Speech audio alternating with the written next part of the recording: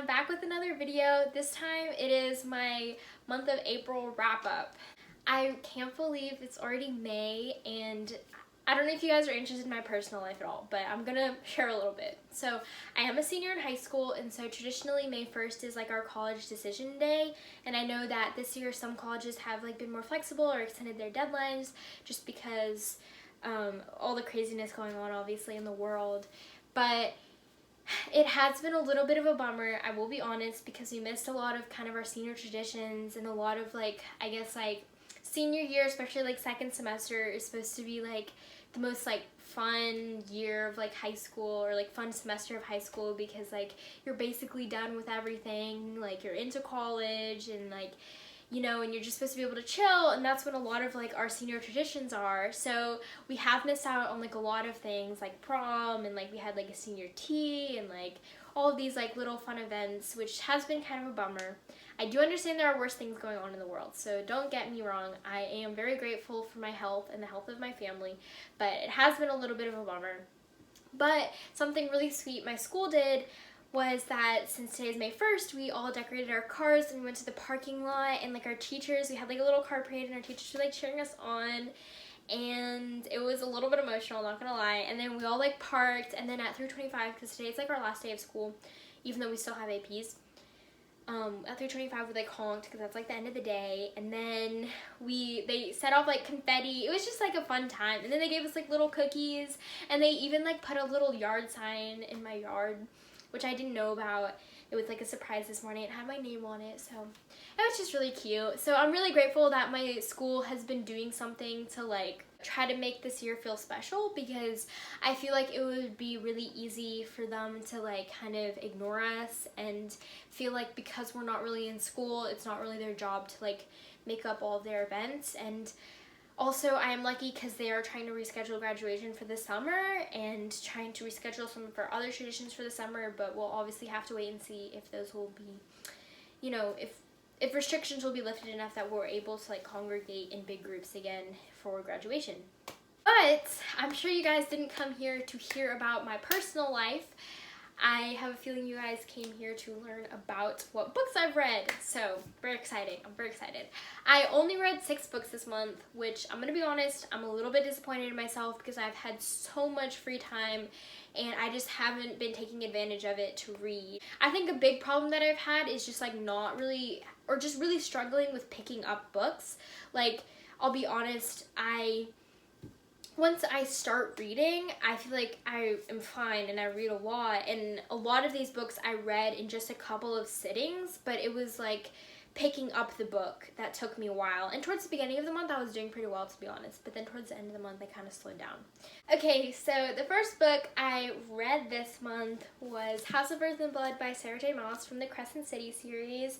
And if you watched my last wrap-up, which you definitely should, I actually read this book for the first time last month. So this was a reread. I read it at the very beginning of the month, and I basically, I mean, not quite, but I almost basically like turned around immediately after finishing this book and started reading it again. I just couldn't stop thinking about it, and it was just, I don't know, I think I was missing Sarah J. Maas a lot, and to read one of her books again was just very special, especially just like a new story in a new world, and it's very interesting.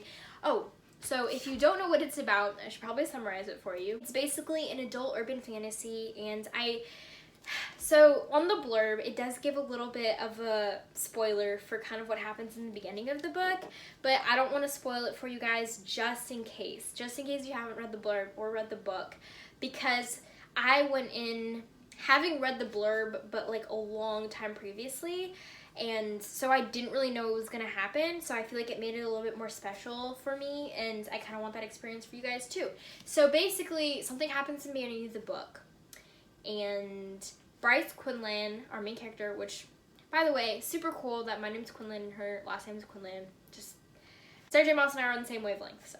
Basically, she has to go on this investigation, and she gets teamed up with this kind of fallen angel named Hunt, and he led a rebellion of angels, because angels are basically like the overlords of everybody in this world, and the rebellion failed, so he became a slave, and so now he is like doing this investigation with Bryce, and that's just kind of the whole story. And the setting is super cool because it takes place in basically like a fantasy setting, but I mean, obviously it's urban fantasy, but it's not just like, oh, it's New York. It's like a completely new world, but it's, so I would just explain it like it's basically like a medieval world, but modernized. And I know that doesn't really make any sense, but like if you think about kind of like Aylin's world, if you've read her other books and you just kind of modernize it a little bit, it's like they still have these like antiquated customs, and they have kind of like kings, and they have a very strict like hierarchy, and there's obviously magic, and there are still things like swords, but there are also like guns and cell phones. So it's very interesting. It's like a very interesting blend of kind of medieval and high fantasy kind of elements, and then just more modern elements. So I thought the setting was absolutely fascinating. I really liked the characters. I just had so much fun with this book in general.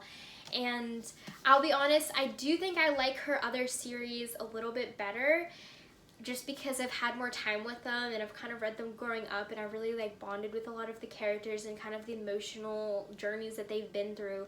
But I really appreciated Bryce, and I appreciate that Sarah's characters are like very strong, but that they kind of face down like these, I don't know, very emotional moments, and I don't know, I just find them very inspiring, I guess I should say. I feel kind of bad because I haven't really planned this video out. Like, I haven't really planned anything that I'm gonna say or anything, so I'm sorry if it's not very structured or well done. I'm just kind of gonna spill my thoughts. I don't want to be too rambly, but I really enjoyed this book. I had a lot of fun with it. For me, I talked about this a little bit last wrap up, but for me, characters are everything in a story. Like, the plot is almost like secondary to the characters, and I really only fall in love with the story if I fall in love with the characters as well. Like, the plot is obviously interesting and compelling, and I'll obviously read a book because it has a great plot, but I just feel like so much of what drives the story is the characters, and I feel like these characters are just really strong,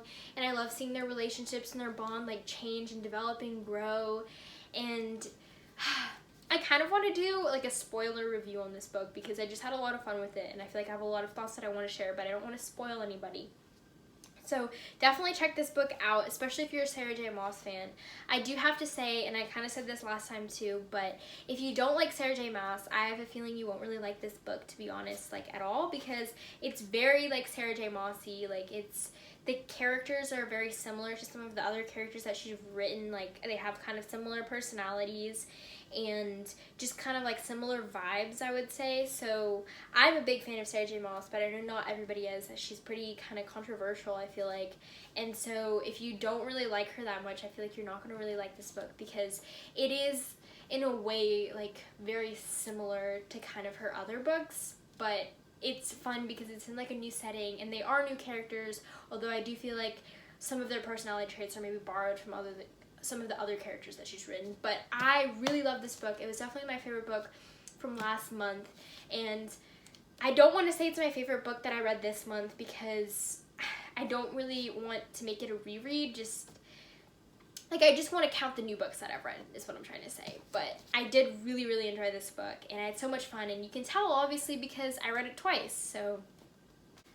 So the next book I read this month was Clockwork Angel by Cassandra Clare, and if you don't really know about this series, you've probably been living under a rock, because the Infernal Devices is like hugely popular, and the Shadowhunters in general are just like basically like a book, like cultural phenomenon. Like, they're just so popular and like crazy. But anyways, if you don't know what it's about, basically there are Shadowhunters who fight demons, and that's kind of their job.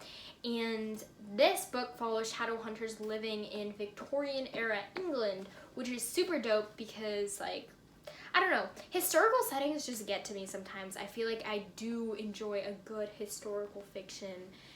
Those kind of slap, especially, I don't know, there's something just so like romantic about like the way they talk, and like the like, I don't know, like the kind of like propriety they have to have, and like, you know, it's just, I don't know, there's just something special about like like the way that they talk just is so romantic, and it has inspired me. I do want to read A Tale of Two Cities by Charles Dickens. I really enjoyed this book the second time around, so like I don't know if I mentioned this, but it was a reread.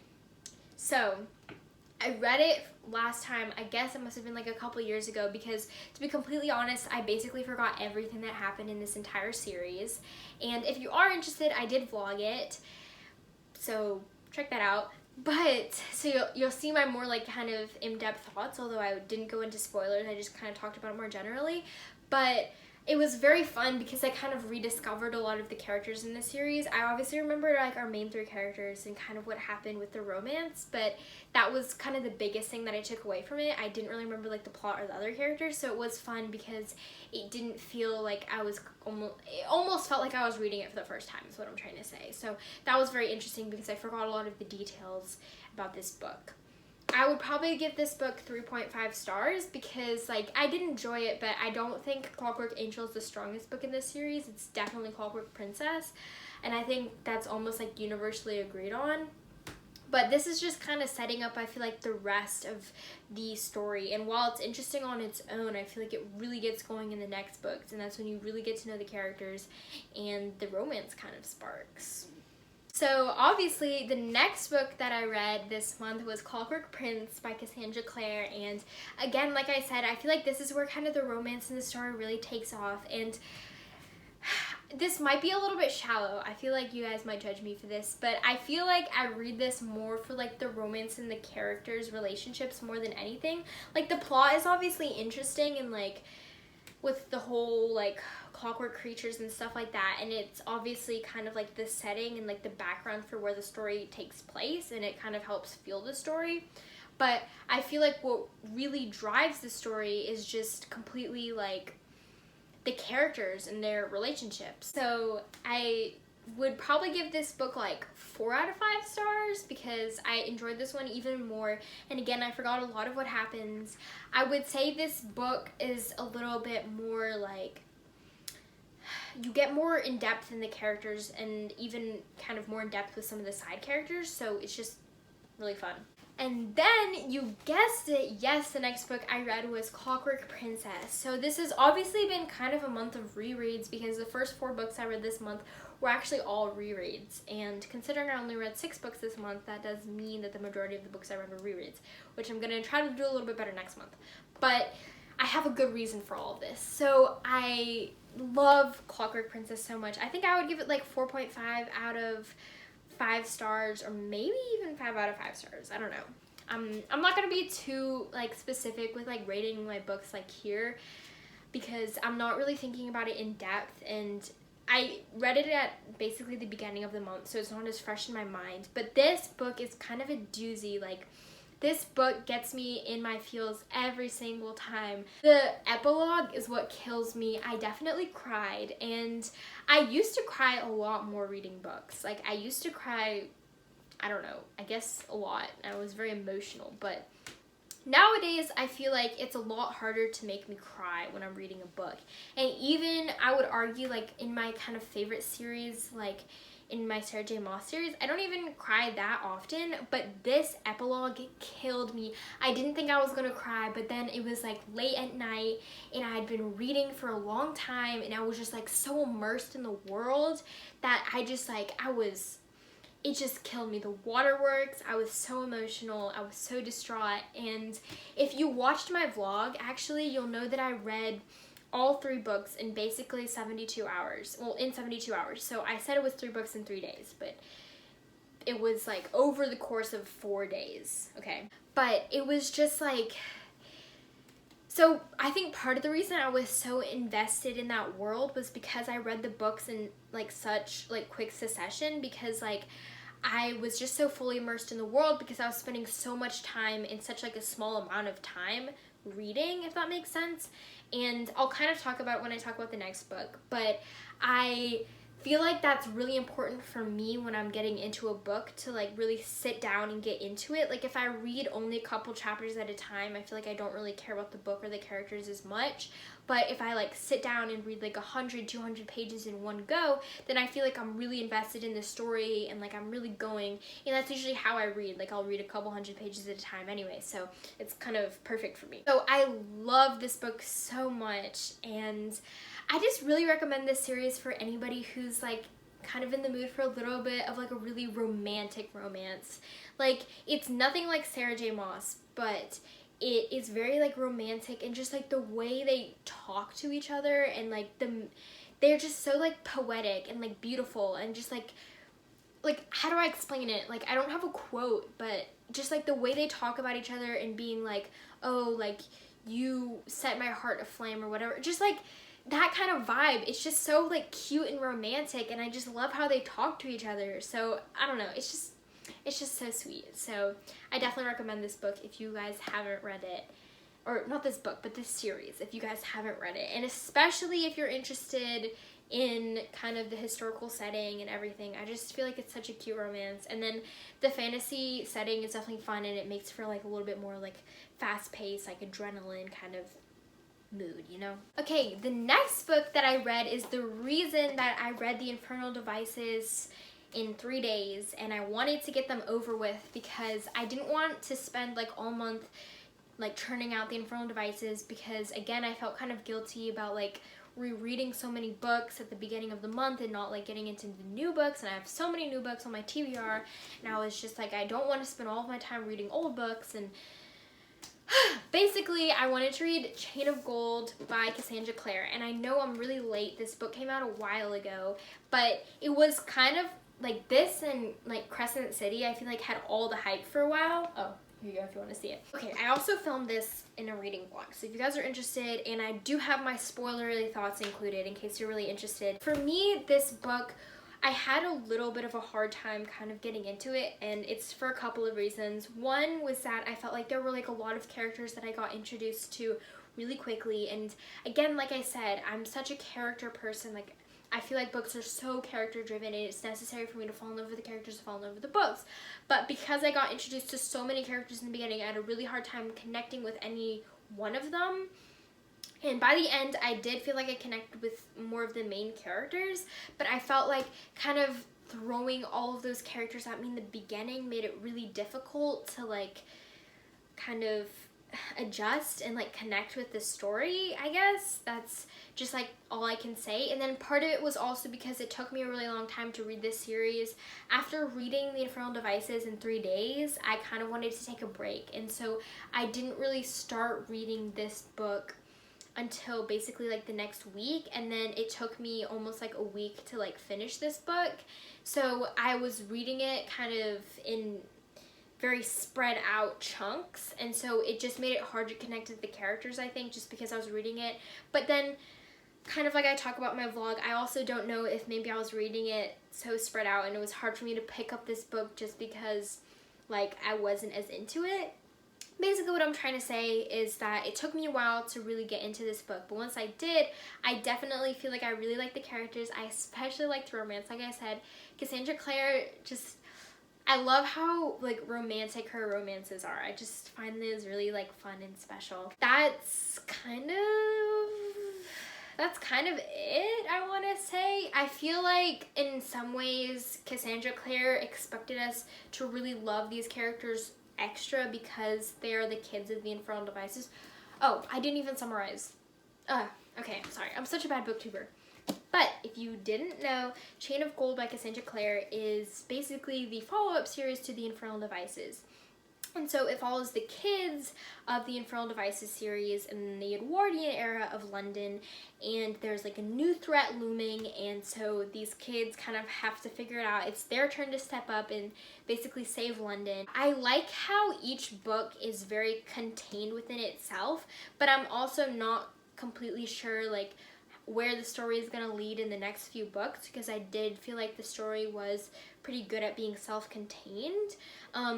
if you are interested, you can read this book without reading The Infernal Devices, but I wanted to kind of have that fresh in my mind, and I definitely enjoyed my reread, so I'm glad I did it. So if you guys haven't read The Infernal Devices recently and you haven't read Chain of Gold, I would recommend reading it right before, because I do feel like it was kind of like a little bit of a bonus, and it kind of sets you up for like the mindset of this world. And reading all 3 Infernal Devices books in 3 days was insane, because I was spending so much time with those books that I had like crazy dreams about them. And anyways, that's not the point. The point is that I did end up really liking this book after I kind of took the time to fall in love with the characters, but again, it took me a while, so I don't know, I would go into this book with maybe like a little bit of a grain of salt, and like be prepared to be a little bit confused by all the family trees, because there's so many Lightwoods and they're so hard to keep track of. It's just like, it's actually insane. And then the last but certainly not least book I read this month was Cruel Prince by Holly Black. And I, again, feel like I'm really late on this hype train, because I feel like this book was popular like a while ago, although I do feel like I've seen it kind of resurface like a little bit, and I think I had some misconceptions about this book going into it. Like, I wasn't interested in it when I had heard about it previously, but for some reason I was just inspired to pick it up, and I kind of got the whole series, and so now I'm gonna read it.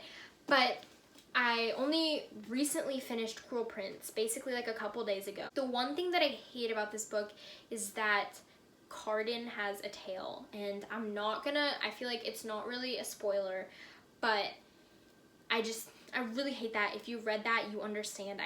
That disgusts me. Anyways, moving on. So what is this book about, you might ask? So basically it's about this girl named Jude, and she has 2 sisters, a twin named Taryn and an older sister named Vivian, I think, but they call her like Vivi. And her older sister is basically half fae, or half fairy, not fae, because her mom was a mortal and her dad is like a fairy general. And basically her mom kind of ran away from like the fairy world, and then she had Taryn and Jude with like a mortal man. But when they're very young, the previous husband of the mortal mom comes back, kills her parents, and takes them to fairy. So now they're living in fairy, and they're kind of growing up, and they're obviously kind of like looked down upon because they're human, and so they don't have as many like cool skills or traits or whatever as the fairies, and they're not magical, so the fairies are kind of like, ew. But Jude wants more than anything to fit in, and basically it kind of chronicles her adventures like at court, and kind of her struggle to find a way to get some sort of power even though she's human. So I did feel like it was really fun. I really enjoyed the politics of this book. I feel like not a lot of books necessarily take advantage of like diving into like really political situations, but I always find them like super interesting. Like, for example, like Red Rising was a book that I loved that was like super like politically intriguing, and I just thought was super awesome. But I really like the political aspect of this book. I love like going into like fairy worlds. I feel like they're interesting. But something I did notice, and that my friend who was also reading this series at the same time as me also noticed, was that it is a very like small world. Like, she wasn't very ambitious in setting up the world. And I feel like when we talk about like fairies and fantasy worlds, I'm used to like high fantasy, like especially like Sarah J. Maas, and her worlds are huge. Like, they often take place in maybe like one town, but there are several continents, and then you travel to different places throughout the series, whereas this entire book seems to take place in like Elfheim, and it's very like small and contained, and like there's a map in the beginning of this book, which super awesome, love maps. But I'll just show you this. And basically, like, when I first saw this map, I was like, oh cool, like that's pretty epic, like she'll probably maybe travel to 1 or 2 places. No, this is like, she travels from one end of the map to the other in like a day. Like, it's not even, like, her school is like on the other side of the map, so it's not even. And also I want to show you guys the naked cover so bad, because look how pretty that is. I'm just gonna leave it naked for the rest of the book. It kind of matches my outfit. Interesting. Anyways, so what was I saying? I was saying that I felt like the world wasn't very ambitious. It's very small and like contained, which is a little bit frustrating and does feel a little bit claustrophobic for some reason. Another thing is that I felt like it was very similar to ACOTAR. It definitely gave me ACOTAR vibes, and I do believe this was published after ACOTAR, so like with the three sisters and then like the fairy world and like one sister who's like more ambitious, and it definitely wasn't like a carbon copy, but it felt like very similar and like almost like it copied elements of that. And I don't want to like say she actually copied elements, but I do feel like they were very similar. And of course I'm not upset about it because I love ACOTAR, so I did like really enjoy this book, but I feel like I just didn't like it as much. Like I feel like, I don't know, like I would give it maybe 3.5, 4 stars, whereas like I loved ACOTAR with a passion, and I just like felt so connected to the characters. To be honest, I don't like a lot of the characters in this book, but like I still read it because it's interesting. I like kind of care about Jude, but for a lot of the times in the beginning of the book I got very frustrated with her and like annoyed by her, and like how she would talk about like suppressing her feelings or whatever, and it just like annoyed me. Like I was like, ugh, like get over yourself. I don't like Taryn at all, and I stand by that. I do not mind Vivian, but I don't love her. I don't really like Maddox. I don't really like Cardin. Don't really like Locke. Don't really like anybody. So like you might be like, oh well, why are you reading this series? Like I don't know, it's still interesting and I'm still drawn to the world and I want to see what happens. I was basically spoiled for this book before I even read it because I know the main ship in this book, and like I kind of know how it's going to turn out. Like I don't know exactly how it's going to turn out, but I know who's going to end up with whom. And I'm kind of waiting for that to happen because I'm such a sucker for romance, which I feel like you've kind of been able to tell this entire video. But I love especially romance like set in the backdrop of fantasy. Like I do enjoy romance books, but I prefer my romance in fantasy, if that makes sense. Anyways, the point is that I'm kind of waiting for that to happen. Like I feel like that's the most intriguing aspect that's like dragging me along. Whereas like maybe if I picked this book up and I didn't really know about the romance, I wouldn't be as interested, if that makes sense. So I kind of went on for a really long time, which I feel kind of bad about because I feel like my last month's video was shorter and it had more books in it, so I don't know what I'm doing. So I'm sorry for rambling on so much, but I hope you guys enjoyed my thoughts. And if I had to pick a favorite book from this month that wasn't a reread, I can only choose between Cruel Prince and Chain of Gold. I think I would have to go with Chain of Gold because I don't know, it was very special to me, and by the end of the book I was feeling a little bit giddy and like excited, whereas Cruel Prince I didn't connect with the characters as much, and like I said, I kind of hated a lot of them, so you know, that's how it be. But thank you guys so much for watching. Comment down below if you guys have any reading suggestions or any video ideas or anything, or maybe if you want to see me vlog reading the rest of the Cruel Prince series. I don't know if that interests you.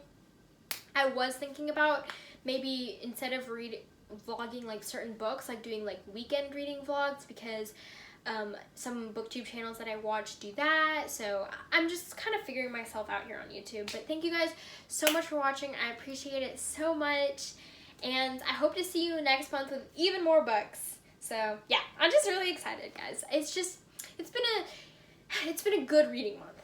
It's been a good reading month.